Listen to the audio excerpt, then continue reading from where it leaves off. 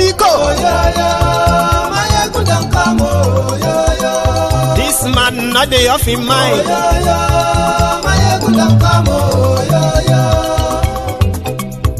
Aha. Now you not done here. Oh.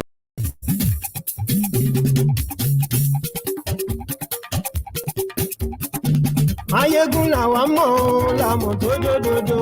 Mayegun dayaru, Mayegun Mayegun la wa mo la mo dododo. Mayegun dayaru,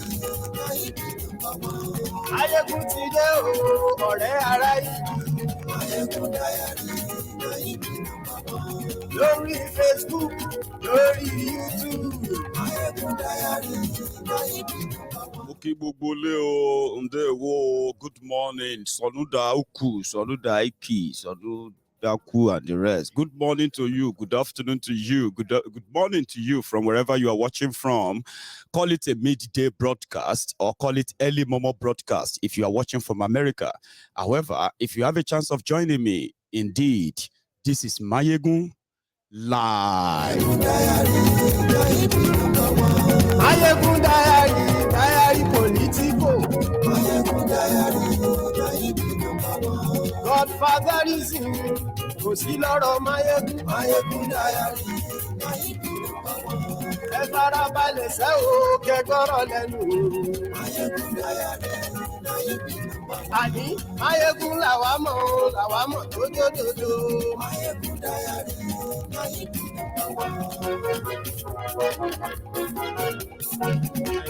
I was in London over the weekend. Tell them. Àní ẹ̀sùn ràkì. Mayegun ti dé. Mayegun ti dé. Ọ̀jẹ̀lú ẹ̀sùn ràkì. Mayegun ti dé. Àní ẹ̀sùn ràkì. Mayegun ti dé. Àwọn èèyàn wa lọ́yọ̀ọ́. Gbogbo ọmọ Yorùbá. Nílé lóko lẹ́yìn odi. Àkú ara fẹ́ra kù. Àkú ilédè. Alaafin Ọ̀yọ́ of the greatest imperial Ọ̀yọ́ empire. Presido bá rúfin o. Àní ẹ̀sùn ràkì. Gómìnà gbówó jẹ. Àní ẹ̀sùn ràkì. Ọba Lámídì Adéyẹmí ikú bàbá yèyé ọmọ ikú ọmọ àrùn who finally joined the ancestors. As the rest of Yoruba land are currently mourning the passage of the king on Mayegun's diary political today, I want to take us down the memory lane, a little bit of history, and at the same time, a bit of scrutiny of the public life of a supposed Yoruba imperial king. Majesty they use. I am a Yoruba man. Many of you watching me right now are Yorubas. Then we have the friends of Yorubas who are not just admirers of Yoruba culture, tradition, and many things that they have come to say are unique about us as a people. Therefore, this current message could be for you too, because according to my own line of thought,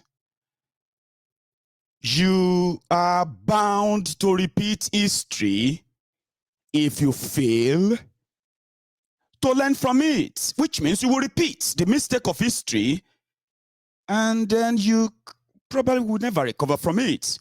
So history, as we read it and as we know it before they doctor them and turn them into what they have now used as a tool of intimidation, a tool of threats the moment you question them. Meanwhile, everything they hold dear traditionally have been desecrated. They have been ruined, all for the quick gain. They are the facing out generation, which Oba Dejemi Alaafin is also involved. He's done great things that are great, and many people have actually confirmed in private, in public. I want to question and then scrutinize that of the public. I want to talk about Bukwari's best friend in Yoruba land, the mole that gave us up when we needed one of the strongest ancient voices for who we are and who Oyo Empire was before Nigeria happened to us. So as a Yoruba man, I want to talk more about how his public engagement, his public life, and everything he lived for publicly that should not ordinarily should be in the interest of all the Yoruba people. How his actions and his inactions, his collaborations with those who never meant well for the people of the Western Nigeria, politically and every other way.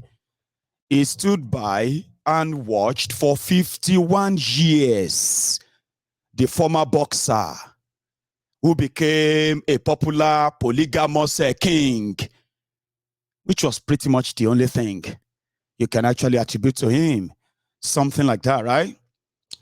However, the shocker came when he was alive, right? He did not only stand where Nigeria stood, he completely stood opposite where Yoruba people stood. Yeah? But as if that wasn't enough, that culture, tradition that they told us to be very careful of, that culture and tradition that they told us that could indeed shorten our lives if we dare ever violate it. That culture and tradition that Alaafin for your Oba Lamidi Adeyemi violated all his life, even in death, was pretty much violated as well. So Yorubas are talking. Yorubas are now pretty much like, we know those who are Muslims. Even those who are Muslims are asking, I am a Yoruba man again, a very strong-willed traditional Yoruba man, Mayegun General. And in all my life, I have never seen a king body in public ever, until the recent times when I grew up enough to understand how messed up everything they told us, how messed up they are. And if we pay attention very well and we decided to probe them so well, we will realize that the desecration and the weakening of Yoruba land was done internally, right before our eyes, right before our faces. When you make attempt to question them, you are faced with the threats of the consequences of questioning them, because they have a lot to hide. So when he died, the desecration of the Yoruba culture, the process of making a king in Yoruba land is so sacred that people always say, why do you want to be a king? Seriously, when I was growing up, when they call people to come and be kings, they run away in fear. You know why? Because the process alone means you have to dedicate your entire existence, your doings, dealings, talking. You have to dedicate them to the whims and caprices of the deities, choosing of theirs. Something that is so difficult for many of them to do today, as they use those tools to negotiate away every inch of freedom in Yoruba land as much as they can get any reward for it. So submitting yourself to the full control of what is called the tradition of Yoruba land means you have no religion. Do you know that? If you are a pastor, you will forget your pastoral call. If you are an imam, you will forget everything that has to do with the Quran. You will forget everything. You will dedicate. It's a complete dedication. In Yoruba land, we call them Igbakeji Orisha. Because what makes them the process? That's why when I saw this clown, this dubious clown called Oluwo of Iwo, the emir of Iwo, and then you see the Iwo sons and daughters who are alive and well all over the world today. As much as many of them are watching in dismay, in shock, the man presenting or parading himself as the Oluwo of Iwo, desecrating that tool, historical tool. That's not what I want to tell you, but it's an example of the kind of the Yoruba Obas you have today, because the process that make them Obas, they are called political process. But this is an exemption for this Alaafin. Alaafin became Alaafin in 1970, September 1970, just a few months after the end of the Biafra war, the genocide of the Biafrans. That was the moment he became king. A fresh start. But was a product of a system that he defended to his death. So right now, you see Kabiyesi, you will see them in churches. They say, is he not human? He needs to move to God. Are you teaching? Are you going to now tell us something that was never ours? When you choose to be a king, like I said, you have your God, of course. But the only intermediary between you and that your God of your choosing is our Orishas. Now before our eyes, they started telling you or telling us, there is this strange God somewhere that is more powerful, because it's now about competition. After somebody became king, through the process of our culture and tradition, preserving that, because if you are made a king through the process of Yoruba kingship process, you will fear no one. You will understand that you exist for your people only. And you will defend them at every given opportunity, even if it is to the stake of your own life. Right? You have nothing to fear. Then you figured out that you have what they call the Yoruba Oba, political Obas. And the only thing they are only known for is to threaten you, the Yoruba sons and daughters, that they will threaten you with that same tradition. They will tell you, you better don't let Kabiyesi swear for you. You better don't say anything that will use Oriade to curse you. Because that is the only thing they have left. The fear, while they continue to desecrate this tool that is more powerful, should be more powerful than any political post, including president in Nigeria. But we know the drill. So this Alaafin died. And as if I have not seen it, I haven't seen enough. And so I say, Allah Akbar, the body of Alaafin of Oyo, Ikuba Bayeye, somebody that, you see, when we were growing up, they said, to be a king, if I am a king now, my family, they will never see my body. The only thing, when I die, they will never see my body. Because you know why? The moment I die, they have to remove, this is not a myth, though. Although they said, they have tried to change that. That's why we now have all these political obas today. So if you want to be a king in Yoruba land, the moment you die, or put it this way, if you want to become a king in Yoruba land, when they do all other procedures and everything, the whole thing to get you ready, they will now feed you with the arts of the just past king. You are preparing to ascend the throne, right? Somebody who just died as a king, when they finish the whole part, the whole body, they have everywhere that they go to. This is not a myth. Now, that art is what they will feed to you. And once you feed on that, It means you've hit the heart of a king, so to say, and therefore you have now become one. So when you die, nobody see your burial, nobody see your dead bodies. They don't do. That is why in Yoruba land, once you become a king, every year when you celebrate your birthday, it is like celebrating your own burial. So your own subjects, they will come together.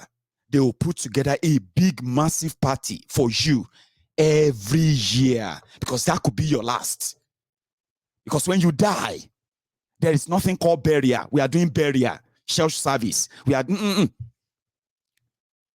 There's nothing like that in Yoruba land. You are to be buried according to our tradition, which makes many people to say, I am a Christian. I'm a prince, but I'm a Christian. Whenever they call on those to be kings, most people run away. You know why? They believe that their faith will never make them subject themselves to such. And because of that, you can just separate yourself. You don't make yourself available for it. Meanwhile, if they finally grab you and they put you through that process, you will finally come to terms that you are now existing for your people, not for yourself, not for what the world will see, or not what you want. You know what? No. You are now existing for them.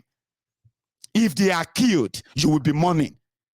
If they are hungry, you will be showing it. If they are homeless, you will be sad. You have to show the fact that you exist for them. On their behalf, you will be appealing to the gods for them. When they need protection, you will pull them together to defend themselves. That will be your role. You won't be responsible or responsive to anybody else but them. That's our culture in Yoruba land. We have Muslims, we have Christians. They knew this and they still know it. So who wants to be a king? People run away from it. Whoever becomes one is a subject. Is what? Is the servant of his own people.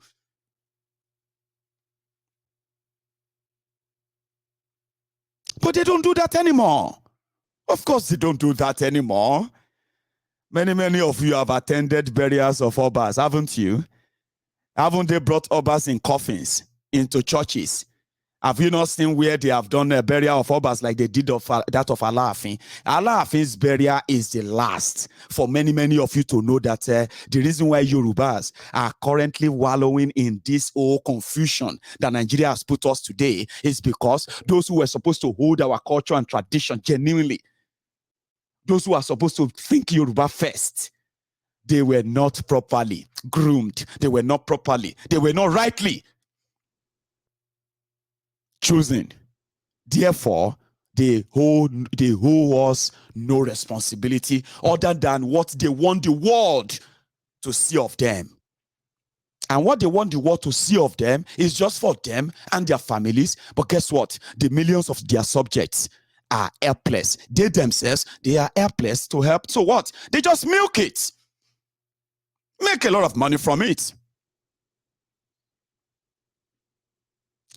So today you have attended burials of Obas, you have attended all of that everywhere now.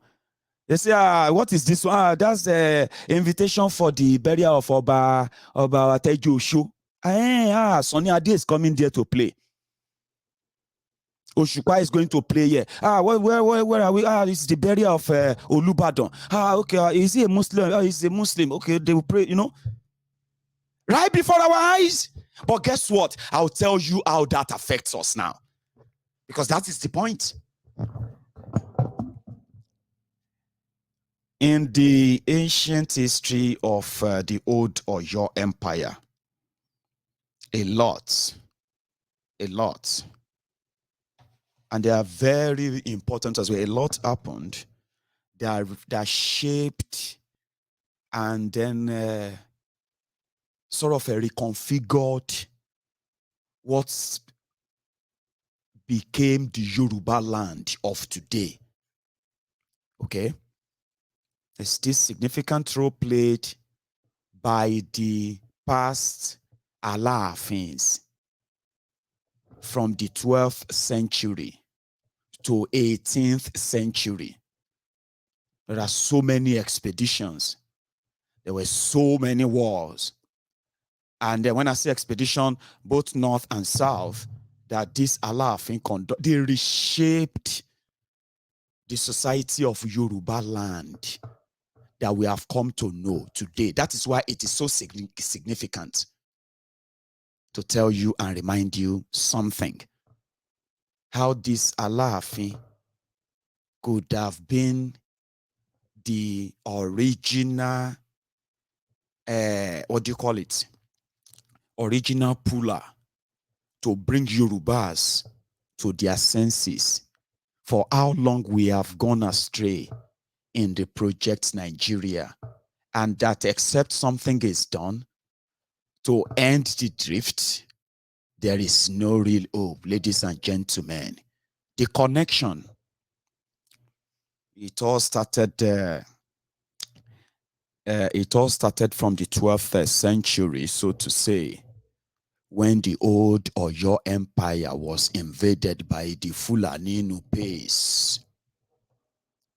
So they attacked and destroyed the old Oyo Empire, ladies and gentlemen, to the point that Yorubas from that empire, that kingdom, they ended up as refugees in Bogu, in Borno, Kanemi, and other places. I don't know if if many of you remember that anyway, or you've ever read about that.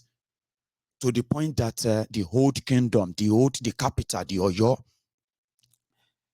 was completely ruined, that they had to resettle in what was called then Oyo Igbowo. But over the time, over the years, they recovered, they pushed back, they regained the lost territory, and they became bigger to the point that they grew what was the first of its kind in the military expedition in any part of Africa. They called it Calvary. You see that Calvary, now people where they fight on top us. Now these Fulanis, they do our most. So when Oyo came back to reclaim their land after coming from the land of refugees, before Oyo came back, Ijebus, Egbas, and all those other part of what is today's Yoruba land, we were doing fine as we were facing our battle too. But when Oyo came back, Oyo now re-engineered their military. They professionalized their military. It became one of the biggest of its time, talking about the 13th, 14th century. So when they now came back, they pushed the Fulanis back, the Nupes and all of them, they pushed them back. They rebuilt their capital and they started advancing to the south, which means because Oyo happened to be the part of Yoruba land that shares borders with the northern part of what is today's Nigeria, and at the same time share border with what is today's core western Nigeria that touches the ocean. So Oyo is in between. So the historical the historical attacks on them made them become better, stronger, that they were no longer under threat. They became threats to other part of Yoruba land. And that was what they called the expedition. They had war everywhere in Yoruba land to control everywhere. And they indeed managed to advance so deeper into the heartland of Yoruba land. And that was because of their military.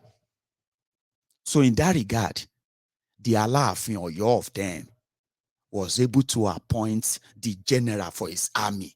He is so powerful that the kingdom was so powerful. That Yoruba kingdom then was so powerful, that the chief, the leader of the military cannot live in the same town with the king. So they had to create a new city. And that new city is what is today called Ibadan. Are Ona Kakanfo is like the general, what do you call it? What do they give them in your military? The highest ranking officer in the military, the commander. Just like chief of army staff, something like that. Or chief of defense staff. or Minister of Defense. So from him, the Alaafin will command him to wage war. So Yoruba land became protected by them, which means the larger part of Yoruba land, border to border, was being protected by the Oyo military. And that reshaped our Yoruba land to what many of you are now seeing today. The new cities, the new places, and other things that happen, our economy, our commerce, our arts, our defense, everything that reshaped it before the advent of colonialism. Again, that is actually not where I actually want to take you to yet. So historically, it means Oyo's influence, and whoever is in charge as the Alaafin, a fearless one that should always feel triggered whenever Yoruba land comes under attack, economy or terrorism. Normally, naturally, historically, he should be triggered. So, the Fulani terrorists that are being protected by Boko Haram, they have been in Oyo for donkey years. No, let me rephrase.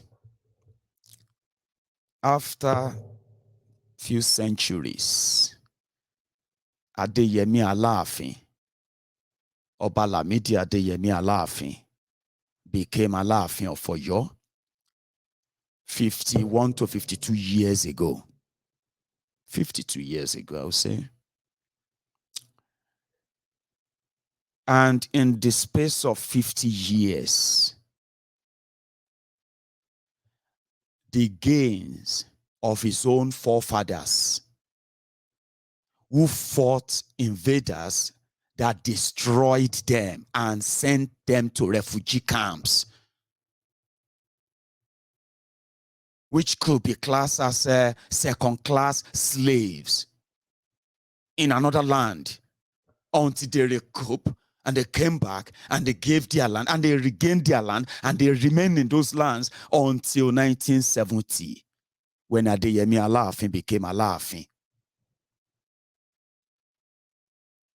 So in that space of 50 years, we now have Fulani illegal settlers in the forests of Oyo and most of the part of Igboho, Oke-Ogun, the places that when the Fulani Nope attacked Oyo Empire, displaced them, burnt it down, the place they relocated to are now places that illegal aliens have occupied. And not until they started kidnapping and killings, invasion of farms, destruction of farms and lives and villages, we never knew they were so deep inside Oyo forest, because Alaafin of Oyo, Oba Lamidi Adeyemi, invited most of them years ago. Somebody who prided himself that he was a farmer and he has thousands of cows. And Alaafin no get ranch. Do you know that? Alaafin Oyo has no ranch anywhere. But when you go to this Oke-Ogun, Igboho, Ibarapa, Ayete, Egangan, and all these areas that have come under incessant attacks from these terrorists, as we see. 50 years, 50 years after, we figured out that more than 70% of them were invited and they were allowed to settle on those unoccupied lands in the forest. And if you remember Saliu from Egangan, the one that had an encounter with Oloye Sunday Igboho, Saliu, that was told to leave Egangan because he became the ringleader of those kidnappers in that axis of Yoruba land. People who have paid their ransoms Some of you don't remember that type. People paid Yoruba people who were kidnapped. They paid their ransom through the farm of Saliu, where he settled. He said he's been there for more than 30 years ago. He said he's been living in that forest. They said, where is the certificate of occupancy that you actually own this land? Iskilu. Iskilu. No, Iskilu is another one. Oh, see you. Some are saying Iskilu. Iskilu is another one. There's another Saliu in Egongon. It was after Saliu in Egongon that OPC, it was Oloye Sunday Igboho that went for Saliu in Egongon. Whose son, his own sons, they put gun on Igboho, put gun on the people who came to question them about what they heard. Yeah, you remember? Then Iskilu is from another area. What's that place again? It's a little bit far from Egongon. Iskilu Wakili. That one was arrested by OPC members. He was arrested with his sons. You remember now? So don't mix them up. Don't mix them. But there's something I want to say about this Saliu and what he said. His own statement. He said he's been there for more than 30 years. They said, did you buy this land? Because, I mean, he said, no, we came here and we said, how did they come? They came as deron for Alaafin or for your. That was why Alaafin, when Oloye Sunday Igboho said, all the Fulani terrorists, Saliu, all of them, they must leave Igongon because they have become this and that. Alaafin said, no Fulani will leave Igongon. Igboho is just talking to himself. Igboho came out and he said, Alaafin for your is with us. All the Yoruba Obas are with us. He knew then that they were not with him. He knew. Igboho thought if he said that if he said that in public, maybe they will have a change of heart and do the right thing behind the scene that will ensure and guarantee the Yorubas keeping together to save and protect themselves. Alaafin Oyo said Igboho was just talking to himself. No Fulani will leave no Fulani will leave the forest. That he already spoke with Bokwari. And Bokwari assured him that all the criminals who mixed up with the Fulanis working for Alaafin in Oyo town and Oyo environment, those one who mixed with them, the Fulani, the Bokwari's government, they will fish them out. The same, don't worry, don't do anything. We are working on it. These boys just want to create problem without telling you that the cows you see in Yoruba land, I know many of you know this, so it's not a shocker. Do you know that 90% of the cows that you see in southern Nigeria, including in Igbo land, in Biafra, in Niger Delta and everywhere, 90% of those cows, they are owned by your traditional rulers, by your politicians, by your governors, by the people you call big men, elites. And many of you know how they started, though. They used to say, we are going to the north to go and import cows to the south. It was their money, too much money later, that made them feel like they are smarter. So they could just bring all those cows down. And, just I employ one Fulani boy, two Fulani boys, employ them to be protecting the cows for them. But what they didn't, that's why they are not feeling responsible for now, okay? So that what they didn't consider was that those cows, they will need to feed, and they will need and then they will need a space, their own space, or else you will be seeing them everywhere. So every time they tell you Fulani this, Fulani that, I keep cautioning you that if you pay attention very well, your politicians, your traditional rulers, your churches, your imams, your babalawos, everybody, all the elite, big men you see everywhere, many of them, they brought those cows down south. I'm not saying they brought the gunmen, no. Don't mix them together. But you remember that it was the menace of Fulani and their cows that started all of this. And it was like it is a common sense that rearing or breeding cows is a private business. So if you decide to go into it, you must prepare to provide them their own ranches. You don't put that on people as a burden. That was the beginning. until the people attacking people's farms started pulling gun on them. And they started killing people in execution style. Then like joke. So when people fight back and they say they poison their farm with chemicals, so whenever their cows eat those farm and all that, and they die, then these guys pull other people together, guns, and they go straight into villages and they start killing people in their sleep, burning properties. Then the media will come out and say farmers others clashes. 60 cows died because they killed 60 cows. 38 people have been killed in this community. So that became a normal. But I am taking you to the genesis.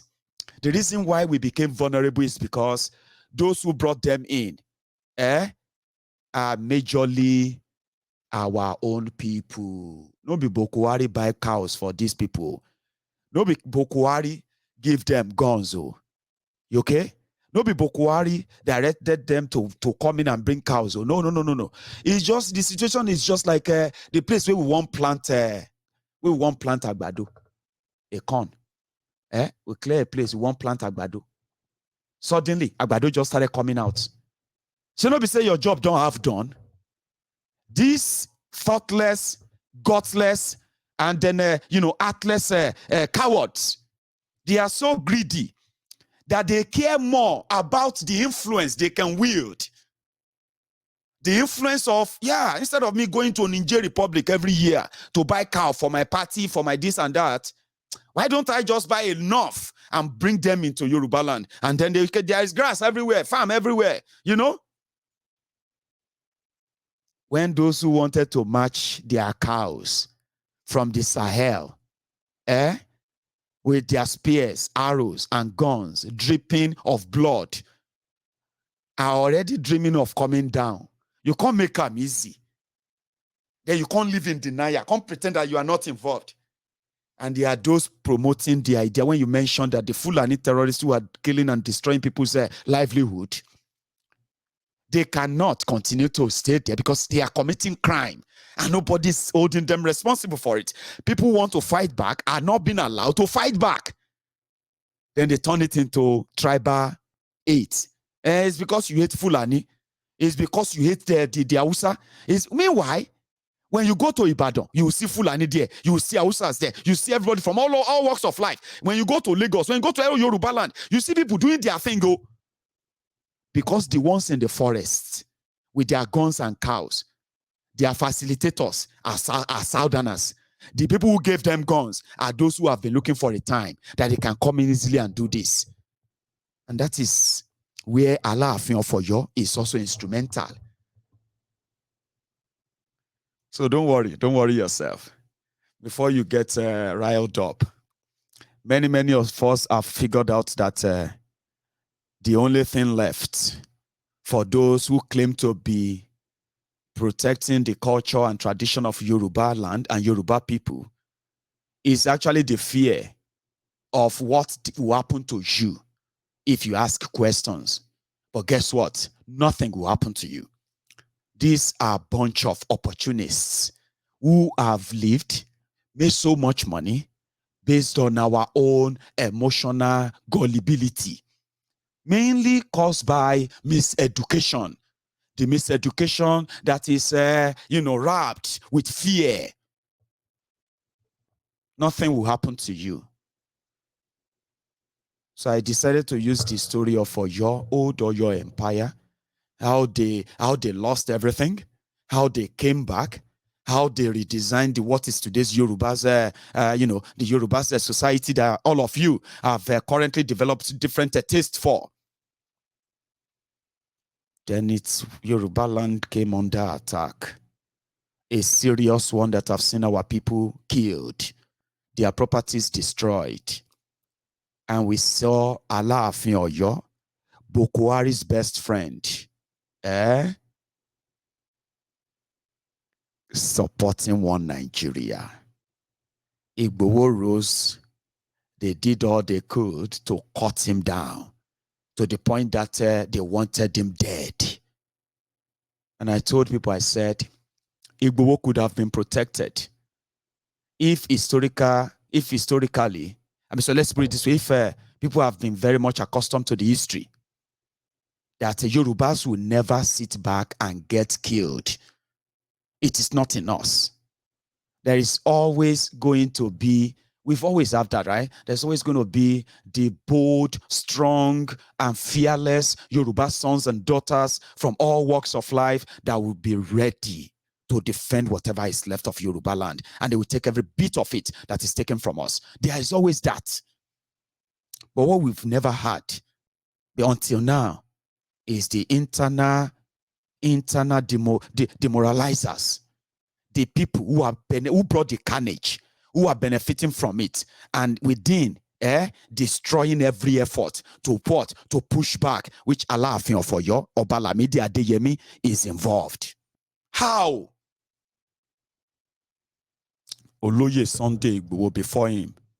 It was Are Ona Kakanfo, Iba Gani Adams, who first raised the alarm of what he termed the invasion of Yoruba land through our forests.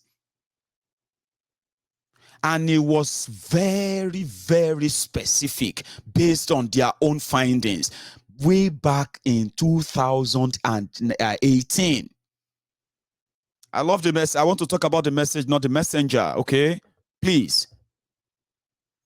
Because these are facts that are yet to be refuted.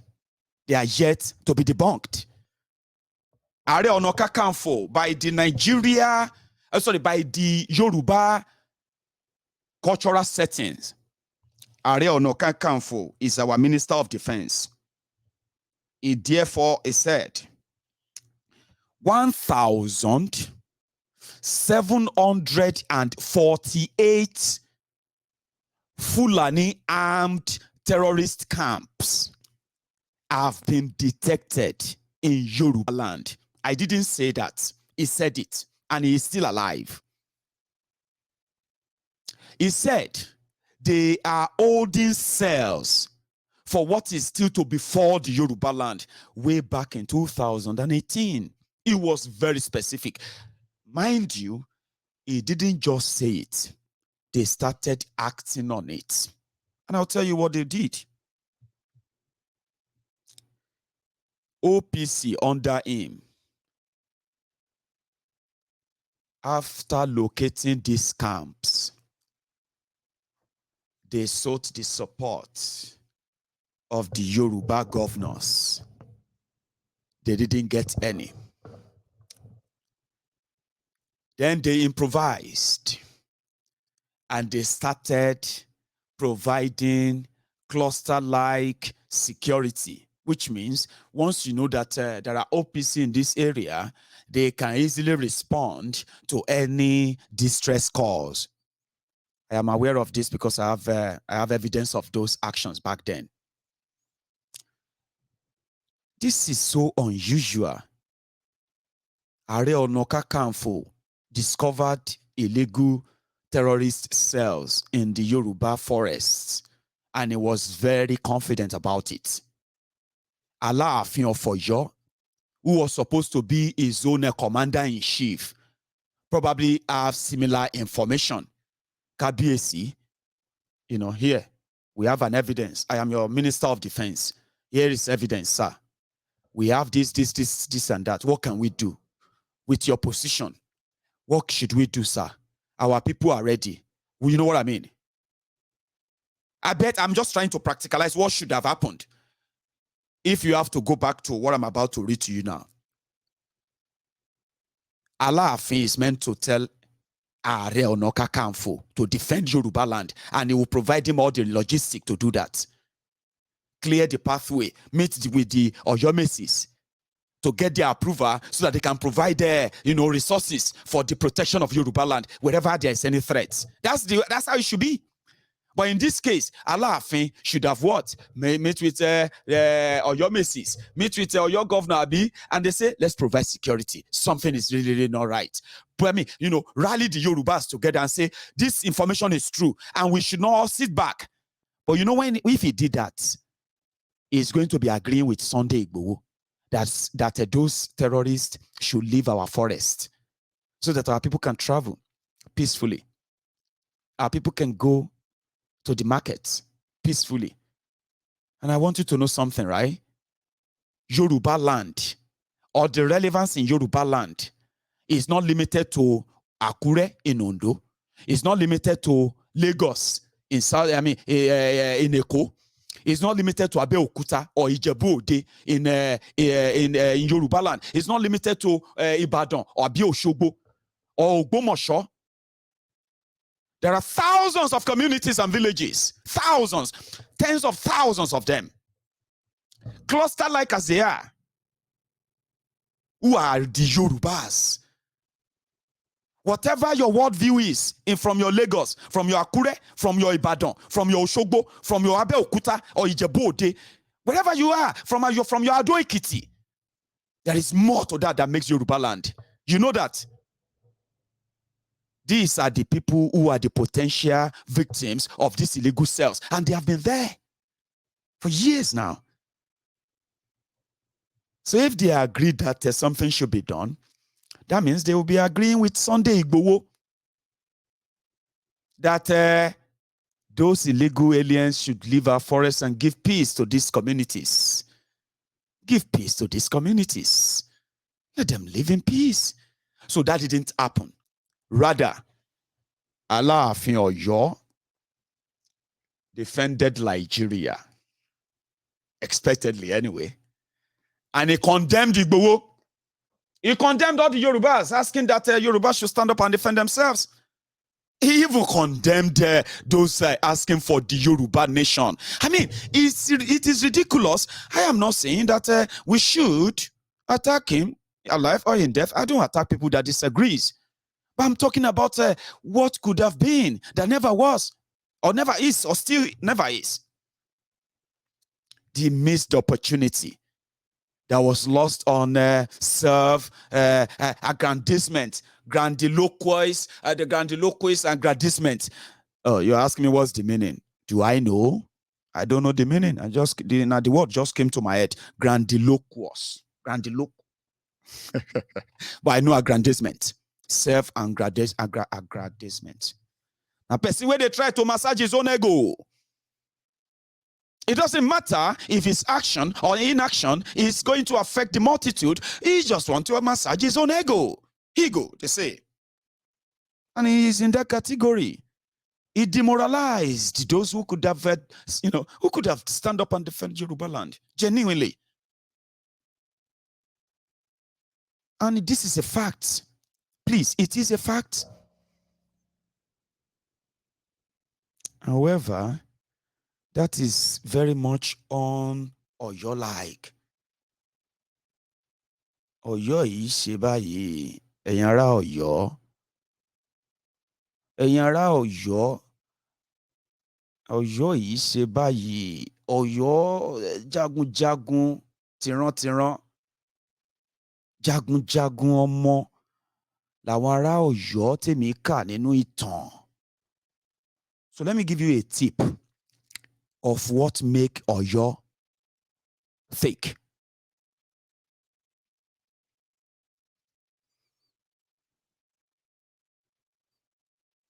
Just a glimpse.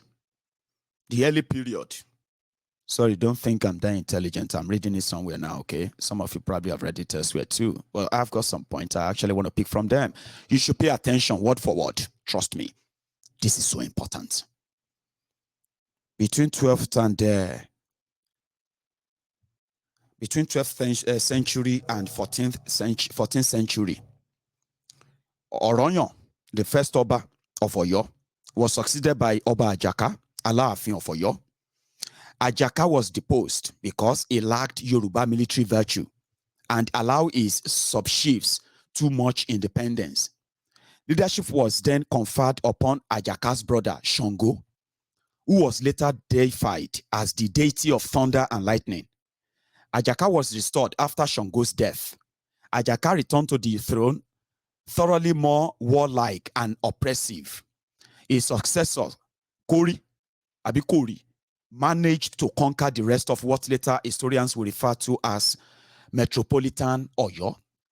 Ibadan, the heart of metropolitan Oyo, was its capital at Oyo Ile, also known as Oyo Katunga or Old Oyo or Oyo. The two most important structures in Oyo Ile were the Alaafin, the palace of the Oba, and his market. The palace was at the center of the city, close to the Oba's market. Pay attention to the two most important structures in Oyo Ile were the Alaafin, the palace, and the market, the seat of power and the seat of commerce. Pay attention to those two, right? As I read on. Now, the importance of the two large structures, hang on, around the capital, or put it this way, the palace was at the center of the city, close to the Oba's market, called Oja Oba. So which means the Oyo rulers back then knew the importance of commerce and administration, that they actually stationed them next to each other so that one will not miscommunicate in order to run the society. Wait for it. Around the capital was an enormous earthen wall for defense with 17 gates. The importance of the two large structures, the palace and the Oja Oba, signified the importance of king in Oyo. Now, there is also something called the Nupe, then the Nupe invasion. Oyo had grown into a formidable inland power by the end of 14th century. For over a century, the Yoruba state had expanded at the expense of its neighbors. During the reign of Onigbogi, Oyo suffered military defeats at the hands of the Nupe, led by Soede. Sometime around 1535, the Nupe occupied Oyo and forced its ruling dynasty to take refuge in the kingdom of Bogu. The Nupe sacked the capital, destroying Oyo as a regional power until the early 17th century. Now, let's come to early 17th century now. The imperial period. The Yoruba of Oyo went through an interregnum of 80 years as an exiled dynasty after its defeat by the Nupe. They re-established Oyo as more centralized and expansive than ever. The people created the government that established its power over a vast empire. During the 17th century, Oyo began a long stretch of growth, becoming a major empire. Oyo never encompassed all Yoruba-speaking people, of course. Ijebu people was never under Oyo Empire, by the way, and I'm from Ijebu. Some say maybe that is why I am much kind of, they say courageous and then fearless. I am fearless. When it comes to when somebody say, I will deal with you, I say, what do you want to do other than to kill? When you kill me, after that, what do you want to do again? Nothing. And before you even do that, Baba, you go try. And at the same time, just make